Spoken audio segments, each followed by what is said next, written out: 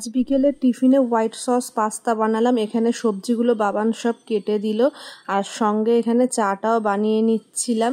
আর chicken টিকেন দিচ্ছি না, আর first time বানাচ্ছিলাম, খুবই ভয় লাগছিল। মেন হচ্ছে সসটা বানানোর জন্য এদিক থেকে ওদিক হলেই সসটা একদম ঘোটালা হয়ে যায়। তার মধ্যে আমি ব্লেন্ডার করেও দিয়েছিলাম, দুধ দেওয়ার পরে একদম মানে ডেলা পাকিয়ে গেছিলো, এখানে লাম্পস পড়ে গেছিলো। তো অনেকক্ষণ ধরে বাবান মানে লাম্পসগুলো ছাড়িয়েছে, অনেক কষ্টে ঠিক করে দিয়েছিল, হোয়াইট সসটা বানিয়ে দিয়েছিল। তারপরে এখানে আমাদের দেখো পাস্তা বানানো হয়ে গেছে।